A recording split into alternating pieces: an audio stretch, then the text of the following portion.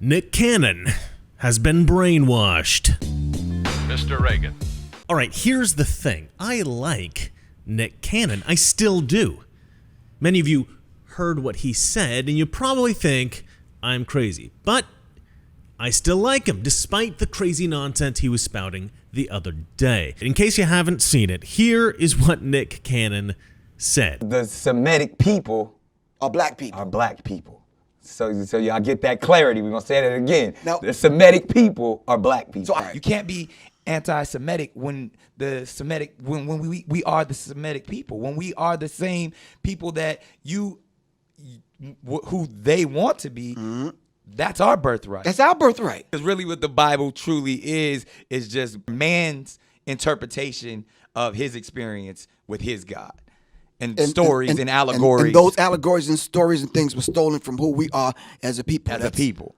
Right. That's our history book, Right. so to speak. Right. Someone else kidnapped us, knocked us upside the head, put us to sleep, stole our birthright, and claiming that that's them. Right. So the story of which you know as Moses is really Mesis in an Egyptian tale. The story of Noah is really the poem of the tale of Gilgamesh and all of these things. Right. These all come from the motherland. Right. And how many times they're going to rewrite the dictionary and don't write us in as black means despicable, disgusting, evil. Yeah. They're going to rewrite the dictionary? No. Black means God. That's what we need to Exactly. put out there. That needs to be the T-shirt, though. Yeah. That needs to be the that's slogan. coming. The definition of black is God. Exactly. Black means God. And let's see if we're going to go to blue blood. Going back to understanding a blue blood is a European person because they don't have pigment in their skin that you can see their blue veins. When you have a person that has the lack of pigment, the lack of melanin, that they know that they will be annihilated. So therefore, however they got the power, they have the lack of compassion. That melanin comes with compassion. Melanin comes with soul that we call it soul. We soul brothers and sisters. That's the melanin that connects us. So the people that don't have it are a little, and I'm gonna say this carefully, are a little less. And where the term actually comes from, because I'm bringing it all the way back around to Minister Farrakhan, to where they may not have the compassion or the when they were sent to the mountains of Caucasus, when they didn't have the power of the sun, that the sun then started to deteriorate them. So therefore, the only way that they can act is evil. The only way they have to rob, steal, rape, kill, and Fight or flight, in order to survive. Exactly. So then these people who didn't have what we had, and when I say we, I speak of the melanated people. Right. They had to be savages. They had to be barbaric. Because they're in these Nordic mountains. They're in these rough, torrential environments. So they're acting as animals. Right. So they're the ones that are actually closer to animals. They're the ones that are actually the true savages. So that sounds pretty bad, right? And yet, I don't think Nick Cannon's a bad guy. It's an unpopular position, I know, but I think he's all right. I'll explain why in one moment. First, I have to sell you something. A new bill in Washington is trying to invade your privacy. It's called the Lawful Access to Encrypted Data Act. And if passed, this will be the end of warrant-proof encryption, meaning that both you and I will not have privacy from the government, even encrypted data. That's why I do everything I can to ensure my privacy online, which means always keeping my VPN turned on. Using a VPN will hide your location online, stop advertisers from creating a profile about you, and allow you to surf the web anonymously. As an added bonus, if you get a YouTube video that's blocked in your country, with just a click of the mouse, you can change your virtual location to any country you want, allowing you to get past any blocked videos. And I actually use that because I watch a lot of British TV, and a lot of British TV is blocked in the United States, so I'll just switch my VPN to a UK site, and then I can watch all the British TV I want. So I guess, in a sense, I am an international criminal. Now, I use Virtual Shield VPN. Virtual Shield is built from the ground up specifically for your privacy protection. It's fast, reliable, and it's secure. It's available on iPhone and Android devices.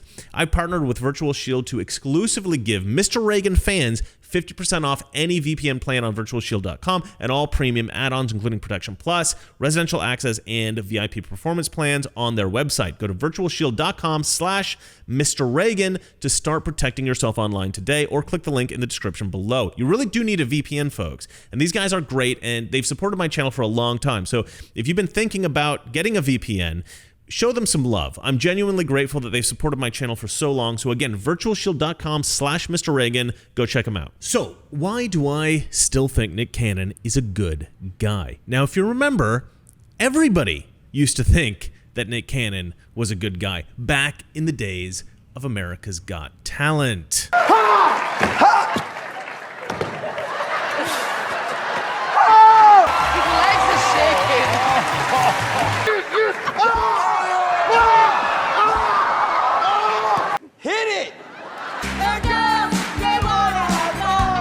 So in 2017, Nick Cannon left America's Got Talent. Apparently, he was pressured to leave by the producers because of some stuff he said in a stand-up special that he did for Showtime. But I've watched this special from beginning to end, and it wasn't really that bad. There was a lot of sexual stuff and swearing, and it was pretty vulgar, and it was very political, and I mean, it wasn't that funny, but it was fine. In some parts, it was actually quite profound.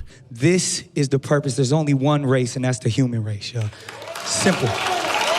And you know when I figured it out? When I had kids, when I first had kids. And then that's when I honestly realized I got one job. Show my children unconditional love. That's all it is. So Nick Cannon used to be cool. So what happened? What turned reasonable, cool, sometimes profound Nick Cannon into insane Nick Cannon? The answer? Howard University. Howard University is a historically black college. It's mostly black students. I guess there's a few white people. It's really a Marxist indoctrination camp. I know this from personal experience. I didn't go to Howard University, but I have a very good friend who did.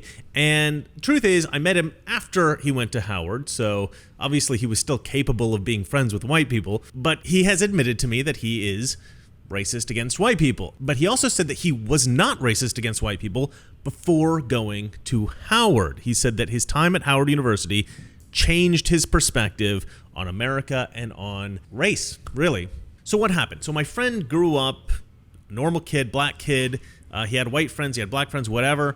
And they went to Howard University, and they basically told him white people are evil, and now he's racist against white people. I guess I'm an exception. He thinks I'm all right, but generally speaking, he thinks white people are bad, and they can't be trusted. This is insane. Howard University and other historically black colleges and universities, they should not be teaching black students to be racist against white people. You shouldn't go in as a non-racist and come out as a racist. This is the antithesis of everything that we want in America. We want racial unity. We want everybody to thrive and be happy and like each other and be cool. But they're dividing people. Now, why is this? We've talked about this before in other videos. You know, this is the neo-Marxist indoctrination that happens at universities all over the country, not just historically black colleges. But in the case of Nick Cannon specifically, what he's talking about is insane, okay? What Nick Cannon is referring to when he's saying, like, white people are lesser, you know, when they were exiled to the Caucasus Mountains and all this kind of stuff. What he's talking about is the story of Yakub, okay? So what is the story of Yakub? Yakub is the mythology behind the Nation of Islam, right? The Nation of Islam is a religion, right? It's really a cult that some black people in America subscribe to. It's completely insane. The story of Yakub was essentially just invented by this guy by the name of Wallace D. Fard.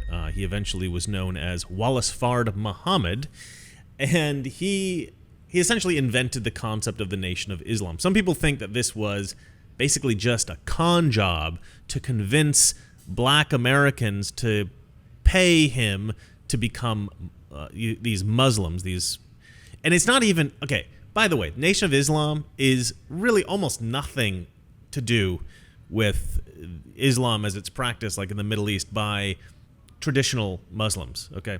It's this own weird cult thing. Wallace D. Fard, nobody really knows who he is. His history is very obscured.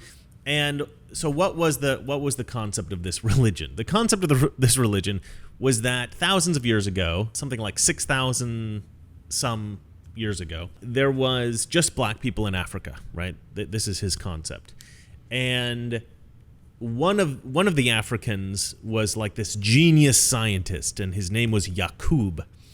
And Yakub was so brilliant and so genius that he was able to, through a eugenics program, essentially, to create white people, right? In the same way that you might farm apples to taste sweeter, or to farm other kinds of fruit to be, bigger or have smaller seeds or something like this. He was trying to genetically engineer black people from Africa to be more and more pale and more white. This man set up a birth control law.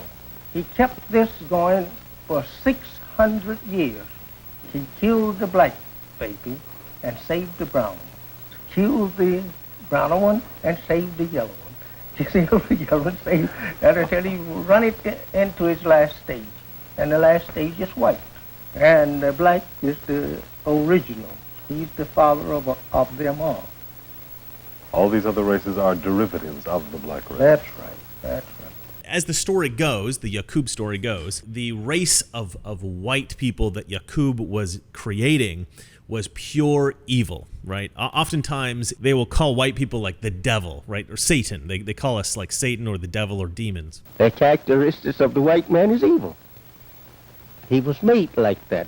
And the white man, we say, is the devil. And I'm telling you today, we can't reform these white folks. And if Reagan has his way, he's going to take all of them down to hell with him, and I hope he does. They deserve death, brother. They don't deserve no damn mercy. No mercy. They didn't show us none. They don't show us none today.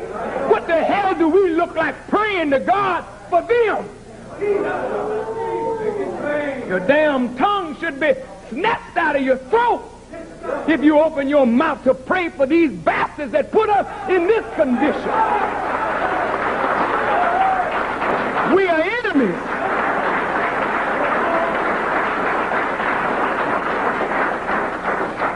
We and white people are mortal enemies.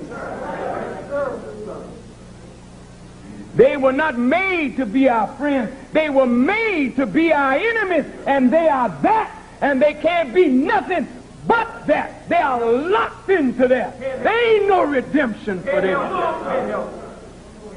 You can't redeem them. Death is the only answer. Death is the only answer. This whole crazy cult.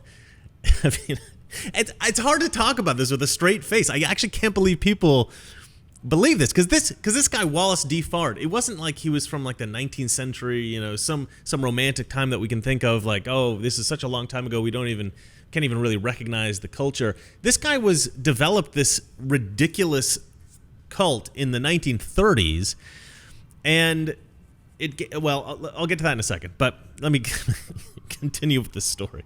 So anyway, Yakub developed white people, I guess, as a way of oppressing black people, and so that he could be like the ruler of the world or something like that. And so all these evil white people were born, and these white people were so evil and nasty and horrible that they were exiled to Europe. That's what Nick Cannon is referring to when he says that they were sent to the Caucasus Mountains, right? So we were like these barbarians. The Europeans, white people were all these barbarians running around naked in Europe. In his story, Moses of the Bible comes to Europe and tries to civilize the white man, but he gets so fed up with white people. And you know the stories of the Bible. Moses was, or in the original story of the Bible, Moses led the Jews out of Egypt. But anyway, so he's over in Europe now, in this Nation of Islam story, trying to civilize white people, but he can't because they're so crazy and barbaric. So instead of civilizing them, he blows up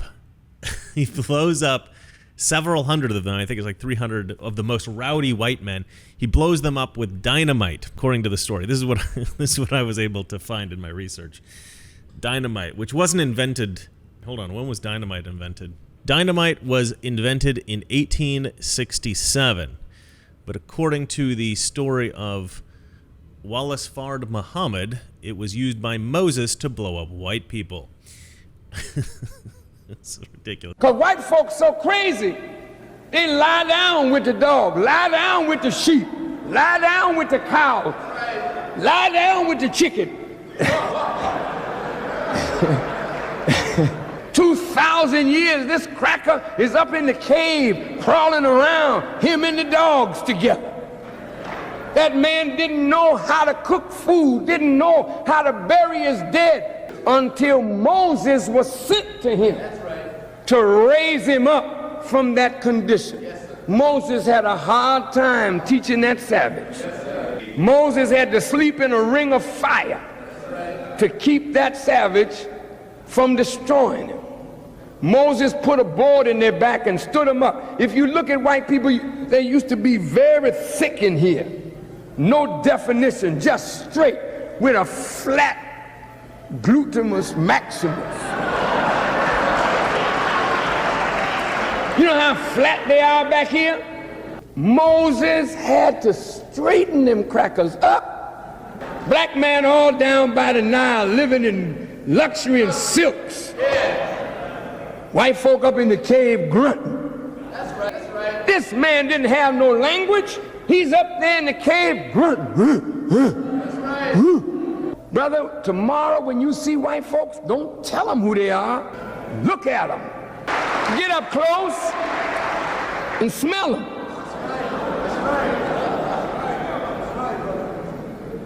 Smells strange. But another thing that's even crazier is that that I read somewhere. I don't remember where I read this, but they said that that some of the white people who were some of the white people who were turned white from the black Africans wanted to be black again. They wanted to become black again, and so they tried somehow to make themselves black, but they couldn't. So they turned into gorillas. This is real, really part of the Nation of Islam religious belief. I mean, anyway, and all the apes, all of the apes, chimpanzees, all the monkeys, I think these are all descendants of white people that tried to make themselves black. I'm assuming like Rachel Dolezal or Sean King. They were white people who wanted to be black, and they accidentally made themselves into monkeys, I guess. He got down on his all fours. Yeah, grew a little tail. Yeah, some of them right today are born with a little 6-inch tail coming right off the spine. They cut it off quick. You ought to check the animal, check that monkey out, check that chimpanzee out. Shave that hair and see what you see up underneath that hair. That's white. Black people are the original people, and every other race of people on Earth is some kind of twisted version of Africans that were created by this evil scientist called Yakub 6,000 years ago. It's sort of like the story of Wakanda. You know, it's a very exciting version of reality because, you know, black Africans in sub-Saharan Africa, they don't really have history. They don't have a written history. They didn't develop technologies like Europeans did. You know, I think this is probably a very attractive story. It's like the story of Wakanda. Well, my ancestors didn't really invent anything, right? They were kind of stuck in the Stone Age while these other societies were carrying on developing civilization. You know, maybe you feel a little bit bad about that, and so you hear the story of Wakanda, or you hear the story of Yakub and this brilliant scientist and all this stuff, and you think, you know, my people are actually the best ones. My people are actually the most brilliant ones. And I think I guess that's attractive to some people. This guy really wasn't able to promote this cult too extensively. I think he was primarily in Detroit, but he did have a strong following there. Then it was passed on to a guy by the name of Elijah Robert Poole, who changed his name to Elijah Muhammad. And Elijah Muhammad is basically considered to be, you know, like the great prophet of the Nation of Islam. And this guy was an absolute rampant racist. He basically just told everybody that the white man is the devil. And the white man, we say, is the devil. You would think, okay, well, this is the guy. This is the main bad guy in this story that is poisoning the minds of black Americans. But it really wasn't Elijah Muhammad. It goes one step further, well, a couple steps further, but one major step further, which is a man by the name of Malcolm Little. Malcolm Little is probably better known to you as Malcolm X. And Malcolm X really, I mean, the weird thing is he's a very well-spoken guy. If you watch any interviews with Malcolm X, he sounds brilliant. And yet he believed all of this insane nonsense about Yakub and the devil white people and, you know, I mean, he believed this crazy stuff. This stuff is completely crazy, but Malcolm X believed it and he propagated it and he talked, I mean, I'll show you some video, actually, of him talking about this. What are the goals of the movement which you represent so effectively? Just as you said in the same article, Mr. Muhammad is trying to get us on God's side so God will be on our side and help us to fight our battles against a very vicious, deceitful, hypocritical enemy. The Honorable Elijah Muhammad teaches us that God now is about to establish a kingdom on this earth based upon brotherhood and peace. And the white man is against brotherhood, and the white man is against peace. His history on this earth has proved that. Nowhere in history has he been brotherly toward anyone. The only time he's brotherly toward you is when he can use you, when he can exploit you, when he can oppress you, when you will submit to him.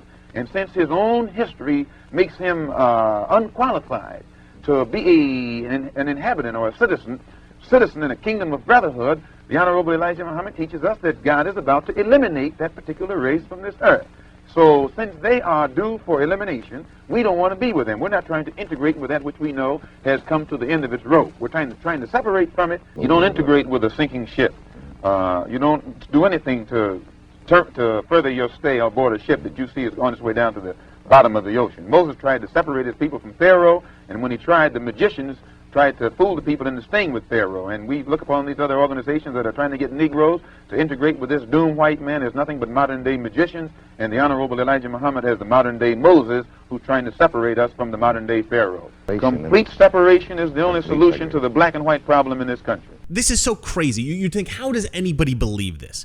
Well, like I said, if you're, you know, white people, I don't think we really understand the frustration, maybe, of coming from a culture, coming from an ethnicity where you think, well, my ancestors lived like cavemen. They lived in a kind of Stone Age technology, with Stone Age technology. At the same time, white people were developing society. I think white people don't really think about this because we don't necessarily regard ourselves as great because of the accomplishments of our ancestors or some other person of our same race. I don't think there's any white people out there that say, oh, you know, Elon Musk designed the Tesla, therefore I'm awesome. You know, no, white people, we don't really think like that.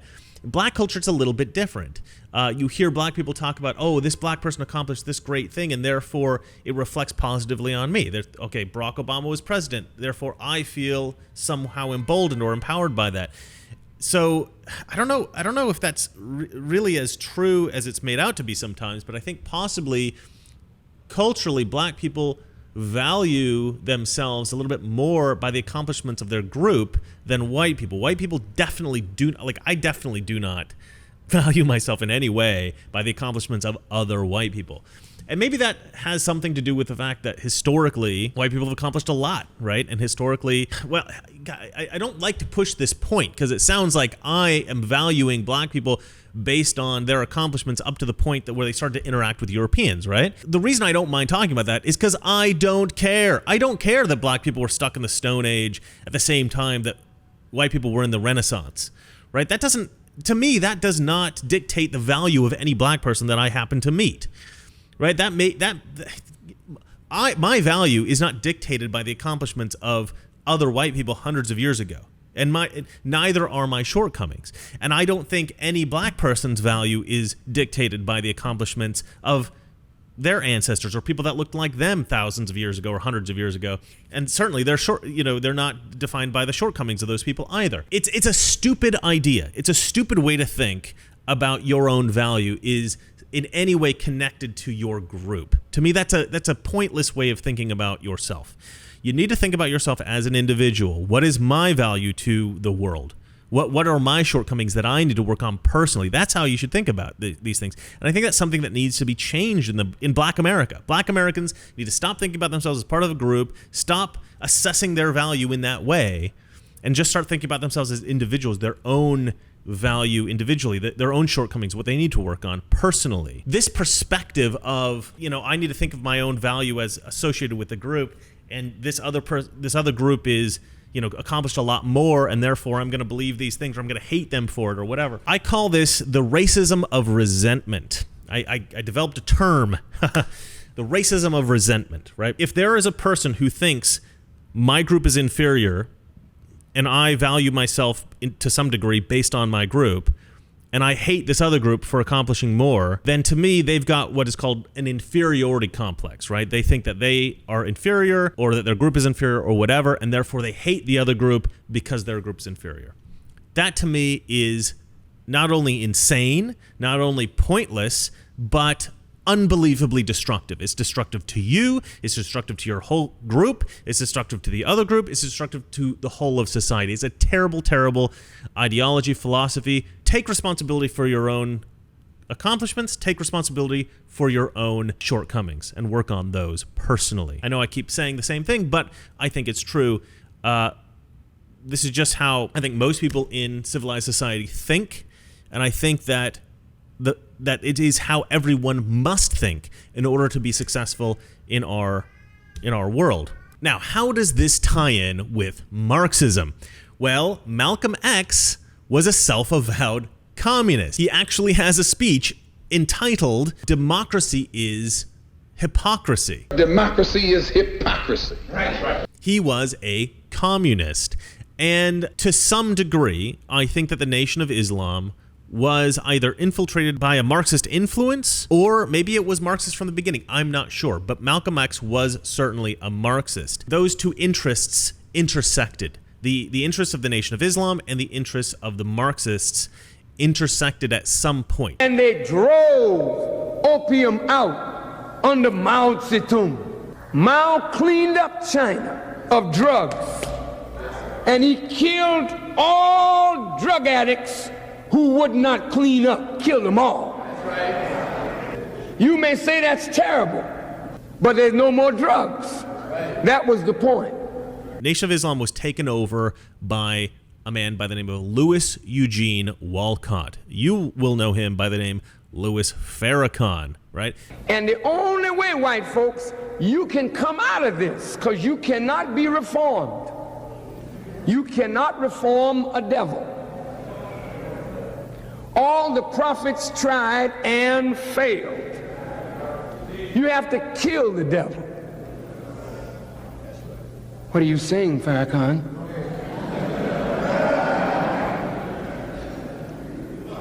Why does Muhammad and any Muslim murder the devil? Because he's 100% wicked. He's a snake of the grafted type. Huh? And if he's allowed to live, he'll sting someone else. Nobody loves the black man. They all want to crush the black man. Yakub was only given 6 days to do his work. 6,000 years, and after that, the white man's world is finished. Muhammad and any Muslim will murder the devil. Don't stop right there, Farrakhan. Don't you send these children out here with the thought of murder in their mind. Oh, yes, I am.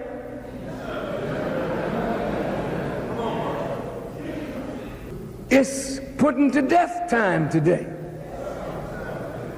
And Louis Farrakhan subscribed to all these moronic ideas about Yakub and the white devil. He believed in all that stuff. So when Nick Cannon references Louis Farrakhan, this is specifically what he's referencing. He's specifically referencing the Nation of Islam and this concept of Yakub. That's why he's saying white people are less. That's why he's saying we don't have souls. We're demons. This is all the teachings of Louis Farrakhan, Malcolm X, and their predecessors. This is a crazy made-up story about the history of the world developed in the 20th century and popularized in the 1960s. This hasn't been around for very long. This isn't like an ancient religion that these people believe. This is basically a brand new thing. This is just a cult that these people have been brainwashed to believe in. And so, like I said, I don't blame Nick Cannon for expressing these idiotic ideas. I mean, to some degree, we have to place some responsibility on him for being so naive as to believe it, but these are not his ideas. He's just repeating the insanity that he was taught at Howard University, right? It is the university system that he went through that rotted his brain, right? That infected him with these idiotic, racist ideas. He believes them because he was taught them by people who were university professors who should know better and not be divisive racists. But they are. There's something really needs to be done about the university system. I made a video about it earlier. We need to defund it, but also we really need to fix it because these ridiculous Marxist, racist ideas are being propagated through the university system, and it is sickening. I actually feel bad for Nick Cannon. I don't hate him for this. I feel sorry for him. On the other hand, let's talk about something a little bit more positive. Charles Barkley. Charles Barkley is awesome.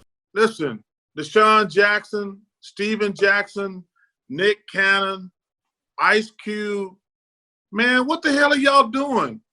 Like, y'all want racial equality. We all do. I don't understand how insulting another group helps our cause. And the only person called y'all on it was Kareem. We can't allow black people to be prejudiced also, especially if we're asking for white folks to respect us, give us economic opportunity, and things like that. I'm so disappointed in these men, but I don't understand how you beat hatred with more hatred. That stuff should never come up in your vocabulary, and it should never come up in your heart. I don't understand it. I'm never going to accept it. And I'm asking you guys, I'm begging you guys, man. You guys are famous. You got a platform. We got to do better, man. I want allies. I don't want to alienate anybody. And to take shots at the Jewish race, the white race, I just don't like it because it's not right. And I had to call him on it because it's really been on my heart. For the insanely racist nature of his remarks about white people, Nick Cannon was mostly criticized for the racist nature of his remarks about Jews. Now, this infuriates me to no end. Was he racist about Jews in his rantings? Yes. Was that wrong? Yes. However, why are we ignoring the much crazier and much more racist things that he said about white people generally? Is it only the Jews that we need to care about not being racist against? Why is being racist against white people okay? This is so unbelievably stupid. I'm going to do a whole video on that. I'm starting to do these rants, right, about stuff just for my YouTube members, which is a new thing they've got on YouTube. You can pay to be a member of my channel on YouTube, and then you get like extra videos and stuff. Or you can go on Patreon. If you subscribe to my Patreon at a certain level, I'm going to start posting these videos at that level. It'll probably be like $5 or something. Either way, you'll see the rants that I'm going to start doing. So if you want to see some more of, I guess, what you would call raw stuff, basically just me ranting, become a member here or on my Patreon. It's just some extra stuff that comes to mind from time to time that I don't maybe want to prepare as like a professional video like this one. It'll just basically be me talking into my phone, right? Mr. Reagan raw.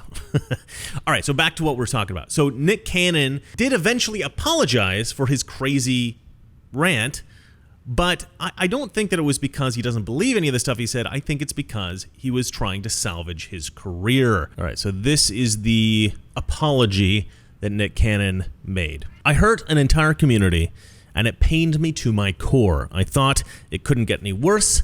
Then I watched my own community turn on me and call me a sellout for apologizing. Good night. Enjoy Earth. Okay, so that's not the actual apology. I don't know where the apology is. I must have missed the apology, but this is his post-apology tweet, I guess.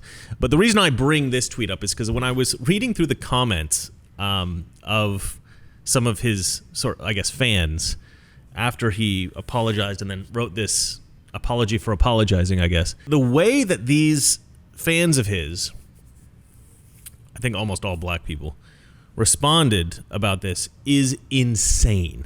All right. And this, to me, this is why I said earlier that I think Charles Barkley is in the minority amongst black Americans. This is this is unbelievably disturbing. All right. This guy's name is Crimes Against Melan, M-E-L-A-N, which I suppose is short for melanin. Nick, hey Nick, what said true and real? You couldn't help what you was saying. When an ancestor speaks through us, we have no control of the words coming out of our mouths, but they threaten you, Nick. I know they did. You got babies to think about. You did right by them. All right, so this guy writes, can somebody explain to me what was anti-Semitic about the podcast? It seems like any form of criticism toward the Jewish is anti-Semitic these days because, honestly, all these events prove to me that the Jewish really do rule media. All right, this guy, Joe Juan Jr., writes, Nicholas Scott Cannon, pull your head out of the dirt and put it back in the sky. You are a king. You have done so much for the culture. They have turned against some of the greatest men and women in our lifetime the moment you began to use your platform to learn and educate. All right, Charles Atta writes, why apologize if you did nothing wrong? You're apologizing to a community who still benefits from our demise, and you feel their feelings are more important than what they are still doing to us. Wake up, for real, Nick. Man up and teach your children how to stand up for the truth. Cernovich, for whatever reason, wrote, you are loved, you are valued, and the world needs you, which I thought was actually quite a nice sentiment. I think that's probably true, actually. I think it's quite a nice thing for Cernovich to say. This woman, Catherine, writes, we had your back, but you apologized for telling the truth, so please. All right, DestinyRed.com writes, you shouldn't have to apologize for speaking the truth. They say the truth hurts, so because people feeling is hurt because you spoke truth, you should never feel any kind of way, and the community that felt hurt been lied to. All right, well, not exactly the most eloquent of tweets, but you get the gist. Mello DZ, or D'Angelo Torres, writes, don't tell the truth and then take it back. Like you said, it's not anti-Semitism if we are the true Hebrews. That's another thing about the Yakub story, is that the original Hebrew Israelites were black, and that there's another thing too, and that the Jews that are now Jewish are also like somehow like fake Jews or something like that. I don't know. All right. So anyway, my point is that, I mean, if you read down the list of these responses to his tweet, it's insane. There's so much support for what he originally said, the racist stuff that he originally said. There's just so many black people that are unbelievably racist against white people in America. This is a serious epidemic in America. This is a legitimate epidemic. You know how they say, well, there's an epidemic of unarmed black men being killed by police, which is clearly not true if you look at the numbers. They say, black men are being hunted by white people in America. There's a black genocide. There's all these weird nonsense accusations against white people. This is a real epidemic. Black racism against white Americans, it's unbelievably destructive. It's not just destructive against white people, it's destructive against black people. You're never going to pull your people out of poverty if you refuse to work with anyone else. You just work within your own group, amongst your own people. If you're going to be racist against other groups, you're never going to be successful. I mean, maybe you will, but it's going to take a lot longer. At the end of the day, this is all very sad, right? It's sad that the insidious ideology spread by Marxists and con men has infected so many people, way more than I would like to believe, and it's become embedded in our universities and especially in the historically black colleges. It has spread the infection throughout black America. and it is utterly destructive. Malcolm X called for an autonomous black nation separate from America. And I'm actually going to agree with Malcolm here, with one minor modification. Let's not restrict it to black America, right? Let's provide this opportunity to all Marxists here in America. If you don't appreciate the constitutional republic that we have here, please, we will prepare for you a new nation. Maybe let's use Guam or Puerto Rico or something like that, some U.S. territory we've already got. I don't know. Doesn't matter. I'm sure we can find somewhere. But you won't have to be subject to our evil, oppressive, quote, systemic racism, or our evil, oppressive police, or even our evil, oppressive capitalist laws. We can even erect a bunch of Confederate statues just so that you'll have something to destroy. It'll be great. You'll love it. All right, well, that's it for me. And remember, it's not that our liberal friends are ignorant. It's just that they know so much. That is not so. Good night. Together, with God's help, we can and will resolve the problems which now confront us. And after all, why shouldn't we believe that? We are Americans. God bless you and thank you.